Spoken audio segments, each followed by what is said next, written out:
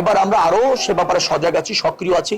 গতবার 25টি mobile code ছিল, এবার আমরা 69টি মোবাইল কোড করতে যাচ্ছি মেসটিনে, যাতে সুপারভিশনটা, নজরদারিটা, আবার বাস স্ট্যান্ডগুলিতে ভিজিলেন্স টিম, মনিটরিং টিম, তারপর হচ্ছে আপনার যেটাকে বলা হয় কন্ট্রোল রুম, এগুলিকে আরো বেশি ফাংশন করানো যায়।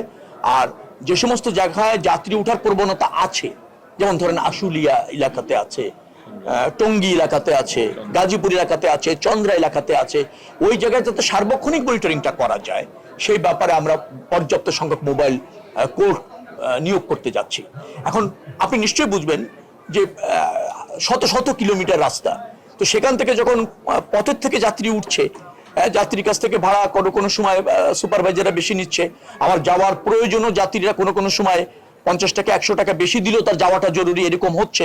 তখন কিন্তু আমাদের এই আইন শৃঙ্খলা পরিস্থিতি নিয়ন্ত্রণ যারা করে তাদের সুপারভিশন করে এটা নিয়ন্ত্রণ করতে অনেক সময় দুরূহ হয়ে যায়। ভিটামিন ই ও সি সিরাম 8টি প্রাকৃতিক অয়েল সমৃদ্ধ লিলি সিরাম অয়েল, যা চুল পড়া কমায় মাত্র 30 দিনে।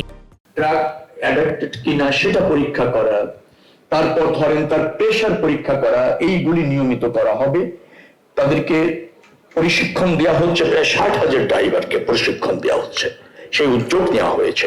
আমাদের অনেক জায়গা আছে 90 ডিগ্রি তে গিয়ে মহাসড়কের সাথে স্থানীয় সড়কটা সংযোগ হয়েছে, আমরা সেটাকে লেফট লেনে ডাইভার্ট করে দিতে চাই, যাতে সরাসরি সে আপনার মহাসড়কে উঠতে না যায়। এই ধরনের অনেক প্রকল্প স্কুল এলাকায়, বাজার এলাকায় কিভাবে এটাকে নিয়ন্ত্রণ করা যায় বিশ্ব ব্যাংকের সহায়তায় এই সরকার কিন্তু একটা বড় প্রকল্প গ্রহণ করে সড়ক দুর্ঘটনা রোধে কাজ করছে, এবং এই কাজ চলমান থাকবে যত সময় না পর্যন্ত আমরা এই সড়ক দুর্ঘটনাটাকে একেবারে জিরোতে নিয়ে আসতে সক্ষম না হব। গত ঈদে যে দুর্ঘটনাটা হয়েছে তা পুরো জাতিকে ব্যথিত করেছে, পুরো জাতি শোকাহত হয়েছে। সবাই দেখেছে সেই দুর্ঘটনাটা, যে বাসটা গেল, নদীতে পড়লো, 4 থেকে 5 জনকে দেখলাম কোনোভাবে উপরে উঠে আসতে পারলো, আর কাউকে আমরা পেলাম না, দেখলাম না।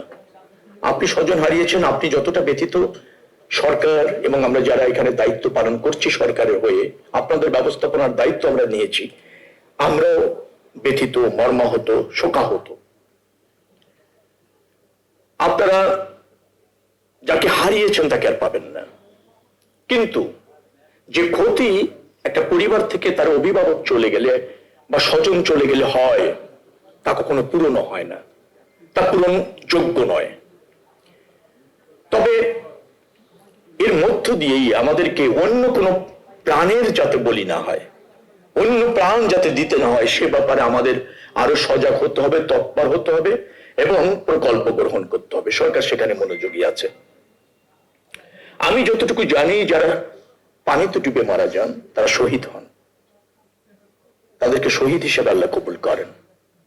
আমি মনে করছি যারা এখানে উপস্থিত আছেন, আপনার সেই আত্মার আত্মীয়, আপনার সেই স্নেহের ভাই, সন্তান অথবা বোন আল্লাহর কাছে শহীদ হিসাবেই গৃহীত হবেন।